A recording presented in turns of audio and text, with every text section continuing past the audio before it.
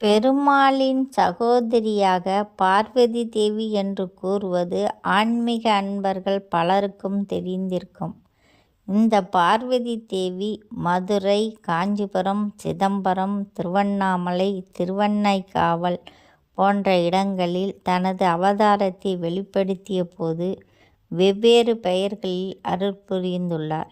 இந்நிலையில் திருவானைக்கா அம்மனின் சகோதரி எனப்படுவர் யாரென்றும் அவரது சிறப்பையும் பார்ப்போம். திருச்சி மாவட்டம் முசிறி அருகே ஆமூரில் அமைந்துள்ள அருள்மிகு ஆனந்தவல்லி அம்மாதான் திருவானைக்கா அகிலாண்டேஸ்வரியின் சகோதரியாக கருதப்படுகிறார்.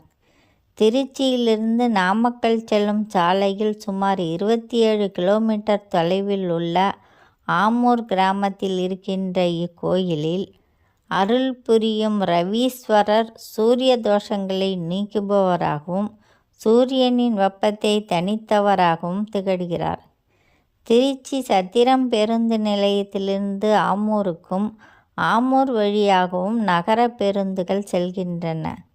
திருச்சியிலிருந்து குணசீலம், முசிறி வழியாக நாமக்கல் செல்லும் அனைத்து பேருந்துகளிலும் ஆமூர் செல்லலாம்.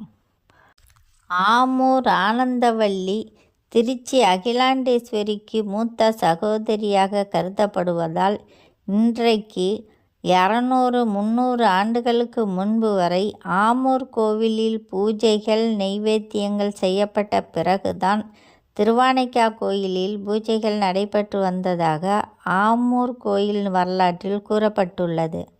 ஆனால் காலப்போக்கில் இந்த வழிபாட்டு முறைகள் நின்று போனதாகவும் கூறப்படுகிறது.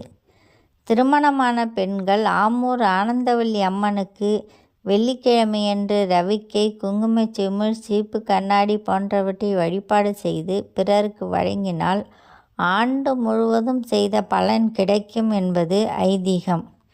இதன்படி இன்றைக்கும் வெள்ளிக்கிழமைகளில் இத்தகைய வழிபாடு நடைபெற்று வருவது குறிப்பிடத்தக்கது.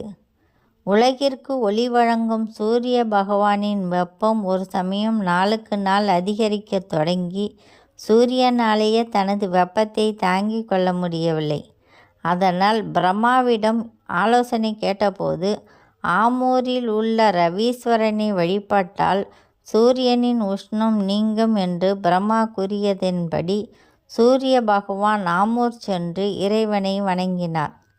அதன் பிறகே சூரியனின் உஷ்ணம் தணிந்து இயல்பு நிலைக்கு திரும்பியதால் உடல் சூடு, வாத நோய், காய்ச்சல், மூளைக்காய்ச்சல் போன்றவற்றால் பாதிக்கப்படுபவர்கள் இங்கு வந்து வணங்குவது சிறப்பாகும். திருமண தடை உள்ளிட்ட பல்வேறு தோஷங்கள் நிவர்த்தியாக இங்கு வந்து பலரும் 7 நெய் தீபம் ஏற்றி விளக்கேற்று வழிபடுகின்றனர். இந்த வீடியோ பிடித்திருந்தால் லைக் பண்ணுங்கள், ஷேர் பண்ணுங்கள், சப்ஸ்கிரைப் செய்யுங்கள். நன்றி, வணக்கம்.